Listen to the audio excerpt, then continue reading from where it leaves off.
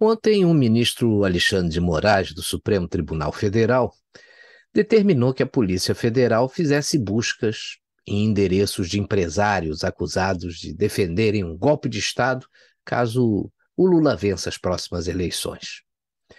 Essa busca foi motivada por um pedido do senador Randolfo Rodrigues, após ver uma reportagem na semana passada no site Metrópolis, que divulgou mensagens compartilhadas por apoiadores do presidente num grupo de WhatsApp chamado Empresários e Política. Há algum tempo atrás, eu disse aqui no canal que eu tinha a impressão de que a esquerda e alguns ministros do Supremo estavam provocando o presidente da República para que ele tomasse uma atitude intempestiva que pudesse justificar um pedido de impeachment ou a suspensão da sua candidatura à reeleição. Mas como o presidente só age dentro das 4 linhas da Constituição, isso não foi possível. Só que a corda vem sendo esticada constantemente por parte de alguns ministros do Supremo. Com esse pedido de busca totalmente estapafúrdio e sem cumprir, mais uma vez, o devido processo legal, agora eu tenho praticamente certeza de que a intenção é provocar uma reação do presidente da República por se tratarem de empresários aliados ou simpatizantes a ele. Esse pessoal quer tirar o presidente do eixo.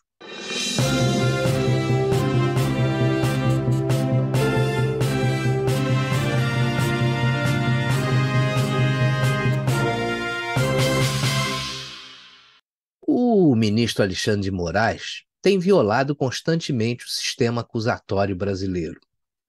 E o que assusta é o silêncio dos membros do judiciário com relação a esses abusos. Realmente isso é muito preocupante. Mas como é que funciona esse sistema acusatório? É muito simples, né? E qualquer estudante de primeiro período de direito sabe disso. A polícia investiga, aciona o Ministério Público e, com base nessas investigações, o inquérito é concluído e o promotor, com base nesse inquérito, faz uma acusação formal, que é conhecida no meio jurídico como denúncia.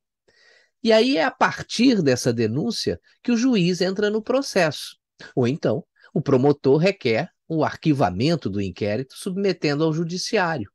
E isso está escrito no artigo 28 do Código de Processo Penal. Mas o ministro Alexandre de Moraes transformou o Supremo em uma mistura de delegacia de polícia com o Ministério Público e com as cortes de primeira instância. E pior, né? É que ele desconsidera os pedidos da Procuradoria-Geral da República para arquivar esses inquéritos abertos de ofício sem o devido processo legal e que aviltam o sistema acusatório do país. Ele não pode se apossar do rito previsto na lei. Aliás, lá dentro do Supremo, ele tem que mandar o processo para o presidente do tribunal, que pode manter o pedido de arquivamento, ou então, se divergir, vai encaminhá-lo à Procuradoria-Geral da República. Nem o presidente do Supremo, pela lei, pode arquivar o inquérito. Ele tem que submeter esse inquérito ao procurador pertinente, que é o que, no caso do Supremo, é o Procurador-Geral da República. Veja um outro absurdo: nenhum desses empresários tem foro privilegiado para serem julgados pelo Supremo Tribunal Federal. Essa aí é outra aberração. E essas buscas, elas foram determinadas a partir da manifestação de um senador baseada em reportagem de um site que vazou conversas de um grupo privado. Aí eu pergunto, será que houve autorização judicial para fazer buscas baseadas nessas conversas? Se não houve, essas provas não são válidas. A lei é que diz isso. Mas tem uma coisa muito mais importante que precisa ser enfatizada e que está prevista no nosso Código Penal. É cogitar a prática de um crime ou pensar simplesmente em cometer um delito não constitui fato típico penalmente previsto. Isso não é alcançado pela lei penal, não representa nenhum delito. E isso está sendo ignorado por um ministro do Supremo, o que é mais assustador. Olha, pelo que foi divulgado, A prática de um crime não aconteceu nessas conversas.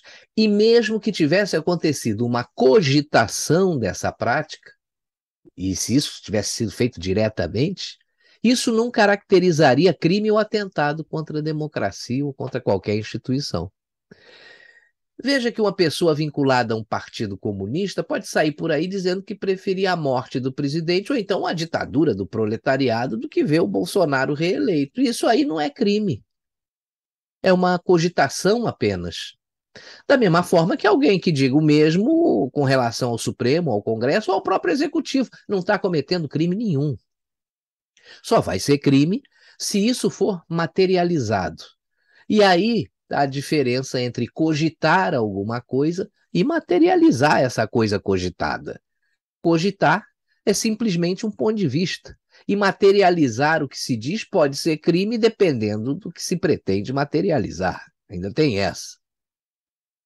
A única esfera de poder que poderia conter aí esses arroubos de ministros do STF é o Senado Federal. Infelizmente, seu presidente, o senador Rodrigo Pacheco, é cúmplice nessas aberrações. Anteontem, ele teve reunido a portas fechadas com o ministro Alexandre de Moraes, falando o que eu não sei. Tem muito interesse ali em jogo. Ele depois, ontem, deu a seguinte declaração sobre as buscas nos endereços dos empresários. Vou pegar aqui porque eu anotei. Ele disse, abre aspas, qualquer pessoa, independente de ser empresário, famoso ou não, conhecido ou não, acho que toda pessoa que prega o retrocesso democrático, atos institucionais, volta da ditadura, está redondamente equivocado. É um desserviço ao país, é uma traição à pátria, e isso, obviamente, tem que ser rechaçado com toda veemência por todas as instituições. Fecha aspas. O senhor Rodrigo Pacheco só precisa saber que, para puxar o saco de ministros do Supremo, ninguém precisa de liberdade de expressão. A liberdade de expressão ela serve justamente para falar algumas coisas que determinadas pessoas ou autoridades não gostam de ouvir. E aqueles que se sentirem ofendidos dispõem de todos os instrumentos legais para buscar uma reparação. Para finalizar, essa busca que foi determinada pelo ministro Alexandre de Moraes não tem fundamento jurídico. Eu conversei com vários advogados, juízes e desembargadores. E tem mais. Os diálogos foram mantidos em caráter privado num grupo de WhatsApp, onde cada um pode se manifestar como quiser. Toda essa mobilização policial aí, que foi feita em 5 estados, ela não se justifica. A gente sente que a intenção dessa busca nos interesses, ou nos endereços, né, dos empresários, Luciano Hang, da Havan, José Isaac Pérez, da rede de shoppings Multiplan, Ivan Vrobel, da construtora V3, José Cury, do Barra World Shopping, André Tissot, do Grupo Serra, Meyer Nigri,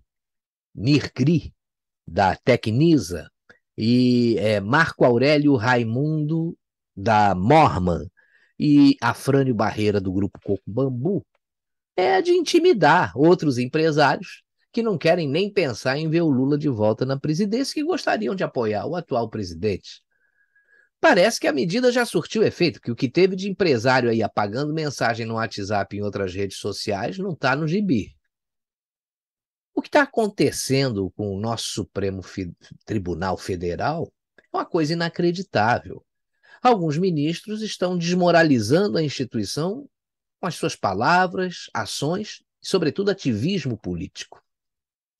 E parece que eles querem provocar uma ruptura, porque quando um juiz ou ministro de um tribunal superior atua politicamente, ele vai provocar uma reação política, isso é inevitável.